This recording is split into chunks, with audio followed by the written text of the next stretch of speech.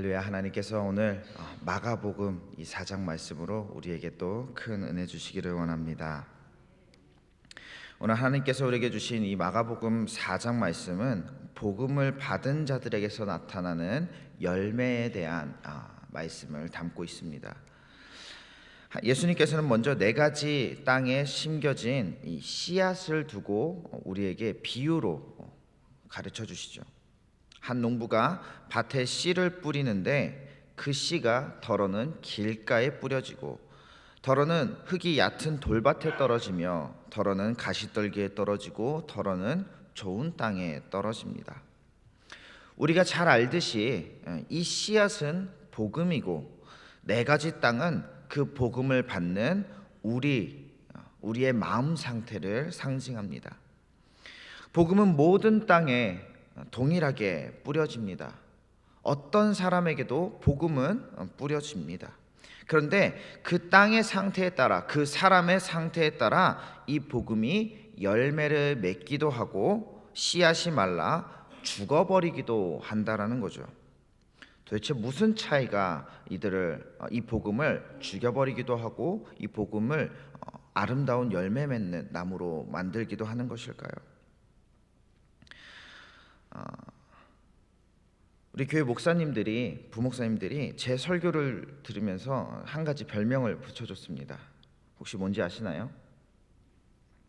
호통 설교라고 하더라고요.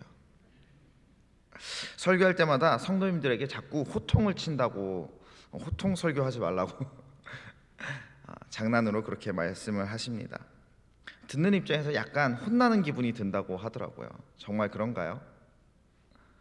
저는 혼낸 적이 없는데, 그런데 제가 설교를 준비할 때마다 늘상 가지고 있는 생각이 있습니다. 이 설교를 듣는 분들이 하나님의 뜻을 깨달아 변화됐으면 좋겠다. 변화됐으면 좋겠다는 마음으로 설교를 하다 보니까 혼내는 것 같습니다. 이미 하나님의 뜻대로 잘 살고 있다면 설교를 들으며 내가 가고 있는 방향이 맞는 길이구나 확인하며 기쁜 마음으로 그대로 가면 될 것이고, 만약 아니라면 설교를 듣고 회개하고 변화되어 하나님의 뜻대로 다시 한번 살아보자, 힘을 얻고 변화되기를 기대하는 마음으로 설교를 준비하는 거죠. 내가 어떤 선택을 하고 어떤 행동을 할 때마다 말씀이 기억나서, 말씀이 생각나서 내 뜻이 아니라 하나님이 기뻐하실 만한 선택과 하나님이 기뻐하실 만한 행동을 내가 한다면 그것이 바로 하나님이 기뻐하는 믿는 자의 삶일 것이라고 생각하기에 설교를 할 때 늘 이 마음을 갖는 겁니다. 변화됐으면 좋겠다. 사실 오늘 예수님께서 하신 이 4가지 땅에 떨어진 씨앗이라는 이 비유가 이런 종류의 말씀입니다. 하나님께서는 우리 모두에게 동일하게 복음의 씨앗을 던져주셨는데 누군가에게 이 복음은 그냥 썩어 없어져 버리는, 빼앗겨 버리는 그 씨앗이 되고, 누군가는 이 씨앗을 잘 심고 잘 키워서 30배, 60배, 100배의 결실을 맺는다는 것이죠. 동일한 말씀이 선포되는데 누군가는 그 말씀을 듣고 회개하고 집으로 돌아가 변화되려고 끊임없이 노력하는 삶을 살아가고, 어떤 사람들은 매일같이 말씀을 들어도 도무지 변화가 없는 삶을 여전히 살아간다는 겁니다. 심지어 어떤 사람들은 왜 복음의 씨앗을 도대체 그런 식으로 비효율적으로 뿌리냐며 씨 뿌리는 농부를 향해 비난하기도 하는 거죠. 복음이 우리 안에서 자리 잡지 못하고 죽어버리는 이유는 농부가 씨를 나쁜 곳에 뿌렸기 때문이 아니라 그 복음이 내 안에서 뿌리 내릴 수 있도록 우리가 그 복음을 붙들지 않았기 때문이라는 겁니다. 복음이 내 안에 들어오면 우리는 그 복음을 계속 묵상하고 내 삶에 적용함으로써 나의 일상에서 그 복음이 살아 움직이도록, 복음이 살아 숨쉬도록 만들어줘야 되는데, 우리의 일상을 보면, 우리의 실상을 보면 말씀을 듣고도 금세 잊어버리고 여전히 내가 살아가던 방식대로, 여전히 내 성격대로 내 안에 있는 모든 문제들을 해결해버리니 복음이 내 안에 자라나 열매를 맺을 틈이 없는 것이죠. 예수님은 오늘 말씀에서 자라나는 씨와 겨자씨 비유도 함께 주고 계시죠. 26절에서 29절까지 말씀을 보면 복음이 진정으로 우리 안에 자리를 잡게 되면 우리도 모르는 새에 그 씨가 자라나 스스로 열매를 맺게 되고 우리가 맺은 그 열매가 무르익으면 하나님께서 그 열매를 걷어가신다라고 하십니다. 우리는 그저 복음을 품고 그 복음이 들려주는 방향대로 물을 주며 살아갈 뿐인데 복음으로 변한 내 삶이 나를 이전의 모습으로 돌아가도록 놔두질 않고 계속해서 변화시킨다는 겁니다. 계속해서 우리 안에서 열매를 맺게 만든다는 거죠. 그리고 겨자씨만큼 작고 보잘것없어 보이는 이 작은 복음이 우리 안에 잘 심겨지기만 하면 어떤 일이 벌어지냐 하면 별것 없어 보였던 그 복음이 무엇과도 비교할 수 없는 커다란 나무가 되어서 우리 안에 하나님 나라를 이룬다는 겁니다. 우리 안에 하나님의 놀라운 평안을 준다는 거죠. 그 비유의 말씀이 바로 이 오늘 말씀 가운데 있는 겨자씨 비유입니다. 복음을 마음에 품고 그 복음을 따라 살아가려고 하면 우리 가운데 어떤 일이 벌어질까요? 예수님께서 내 이웃을 내 몸과 같이 사랑하라 라고 말씀하셔서 그 말씀대로 살아가려고 나를 괴롭히는 저 사람들을 용서하는 데 내 마음을 쏟고요, 저 사람들에게 내 것을 내어주는 일에 그 일을 조금 해보려고 발버둥치는 삶을 살아가게 되는데, 그렇게 하면 어떤 사람들은 이렇게 말합니다. 너희 그렇게 살다 보면 결국 감정 소모를 계속 반복하다가 우울증과 같은 정신병에 걸려 불행하게 될 거야. 믿지 않는 사람들은 그렇게 바라봅니다. 계속 누군가를 위해 희생하고 내 것을 내어주는 삶을 살다 보면 너희가 행복해지는 게 아니라 오히려 번아웃이 올 거야. 그런데 그건 하나님이 없이 예수 그리스도를 향한 사랑과 감사가 없이 어떤 선행을 이루려고 할 때 발생할 수 있는 오류입니다. 우리가 하나님을 사랑해서 예수님의 그 크신 사랑에 너무 감격하고 감사해서 하나님이 주신 이 복음, 내가 이 복음 붙들고 이제 이 복음대로 살겠습니다, 예수님께서 가르쳐 주신 대로 서로 사랑하며 용서하며 내 이웃의 허물을 덮어주며 나를 감추고 나를 누르고 내 성격을 누르고 하나님의 성품이 내 안에서 흘러나오도록 그렇게 살아가겠습니다, 이렇게 결단하면요, 우리의 모든 선행과 모든 사랑의 행동은 예수 그리스도로부터 시작되는 겁니다. 진짜 믿음의 사람은요, 무언가를 누군가에게 베풀 때 그 사람에게서 무언가를 돌려받을 생각으로 베풀지 않습니다. 내가 이렇게 하면 저 사람도 당연히 나한테 이만큼 해줘야지 라고 생각하면서 우리가 베풀게 되면 뭐가 되냐면 그 사람에게서 돌려받지 못할 때 가슴이 아픈 겁니다. 화가 나는 겁니다. 내가 이만큼 했는데 어떻게 이 정도도 안 해, 저 사람은? 돌려받을 생각으로 하니까 그렇게 되는 거죠. 그런데 그리스도를 시작으로, 그리스도를 중심으로 우리가 선행을 베풀 때는 내가 이미 하나님께 받은 것이 많기에, 내가 이미 내가 형용할 수 없는 어떤 은혜를 받았기에 그것에 조금이라도 하나님께 갚고자 하나님 앞에서 하나님이 기뻐하시는 삶을 살아내려고 그 사람들에게 베푸는 것이기 때문에 돌려받을 생각이 없는 거죠. 그 사람들이 내 선행에 대해서 감사하지 않아도 괜찮은 겁니다. 하나님만 기뻐하시면 괜찮은 겁니다. 용서하는 행위도 마찬가지죠. 그 사람이 용서받을 만한 사람이기에 내가 자비와 나의 엄청난 자비와 넓은 마음으로 그 사람을 용서하는 것이 아니라 하나님이 이런 죄 많은 나도 용서해 주셨기에 나에게 조그만 죄 지은 저 사람 제가 용서하겠습니다. 내가 받은 게 더 많기에 나도 베풀겠습니다 하는 마음으로, 빚을 갚는다는 마음으로 그 사람을 용서해 주는 것이죠. 그럼 용서 못할 게 뭐가 있겠습니까? 즉 복음으로 행하는 우리의 선행은 철저히 하나님으로 인해 시작되고 하나님으로 인해 돌려받는, 그 사람에게 돌려받는 게 아니라 하나님께 돌려받는 하나님 중심의 선행이 되는 겁니다.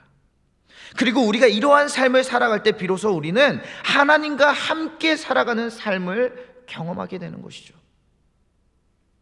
내가 하는 모든 일들이 복음으로 인한 일들이 되기에 우리는 하나님께 늘 이렇게 질문하는 겁니다.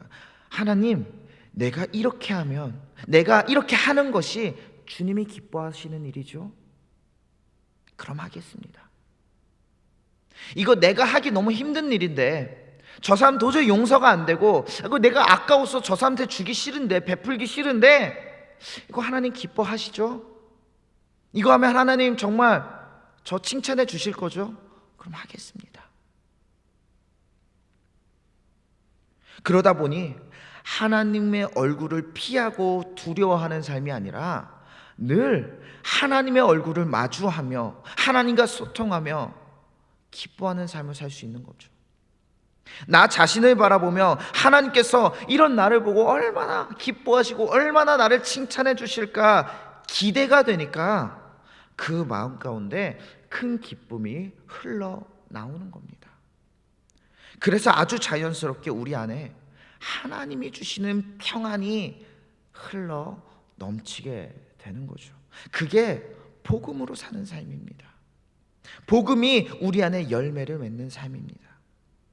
그리고 우리는 이러한 상태를 유지하는 것을 쉽게 말해 천국을 누리는 삶이라고 표현하는 겁니다.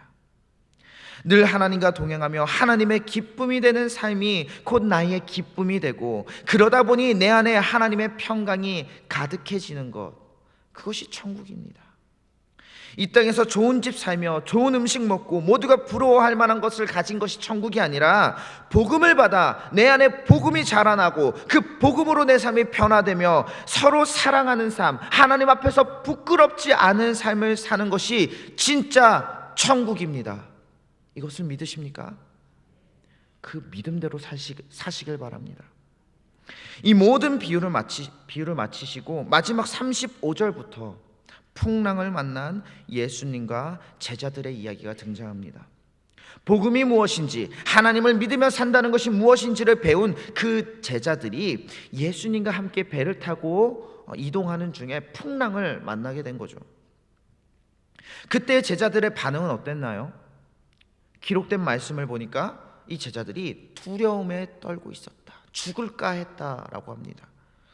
풍랑을 만난 제자들은 물이 배 안으로 들이치는 것을 보며 두려움에 떨게 됩니다. 그리고 그 두려운 마음으로 평안히 주무시고 계신 그 예수님을 깨우게 되죠. 주님, 우리가 죽게 되었는데 어떻게 아무 일도 하지 않으십니까? 예수님께 그 두려움을 그대로 보여주며 원망합니다. 그런데 예수님은 그 풍랑을 말 한마디로 잠잠케 하신 후에 제자들을 나무랍니다. 너희가 어찌하여 두려워하느냐, 무서워하느냐, 어찌 너희에게 믿음이 없느냐?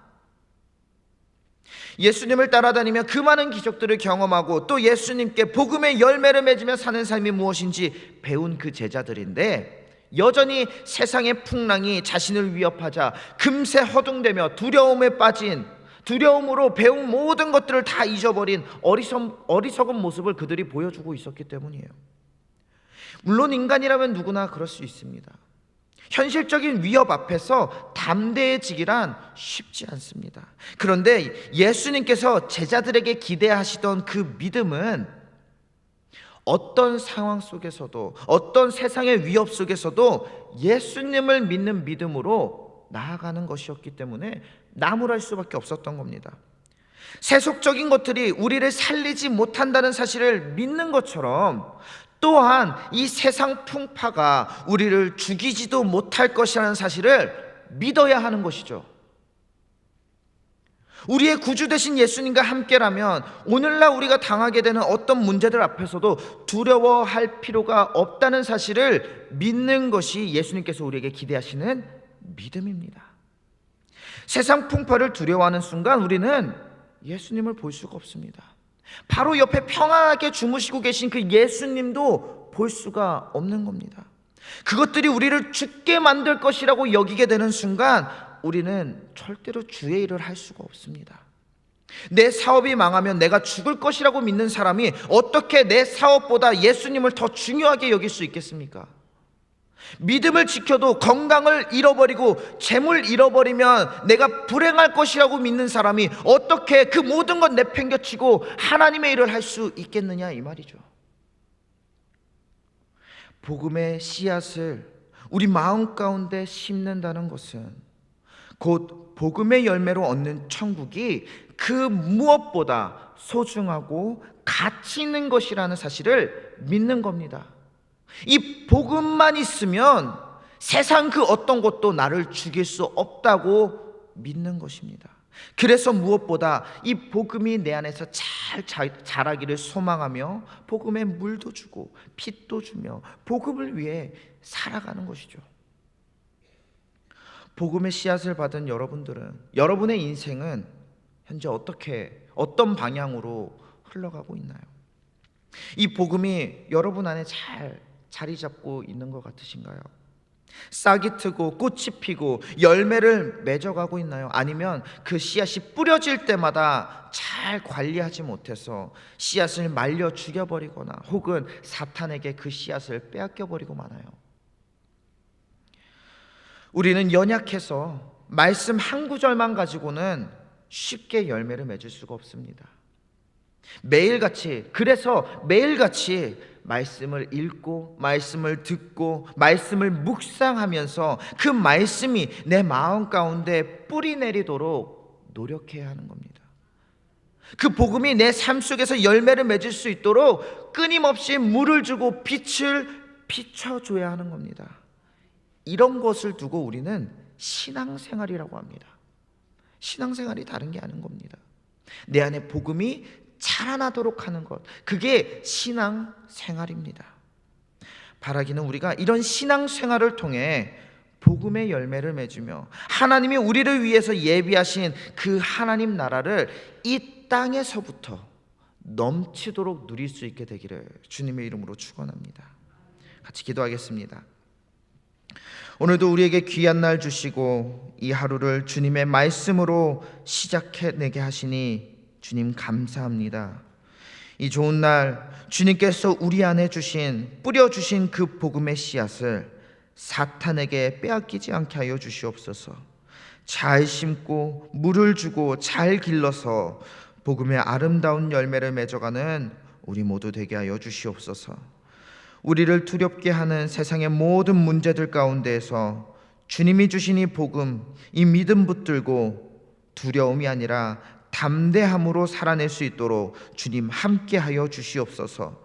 우리의 삶이 늘 주님의 얼굴 바라보며 주님이 주시는 그 칭찬 기대하며 살아가는, 그래서 주님이 주시는 놀라운 평안이 우리 안에 늘 가득하고 늘 기뻐하며 감사할 줄 아는 우리 모두 되게 하여 주시옵소서.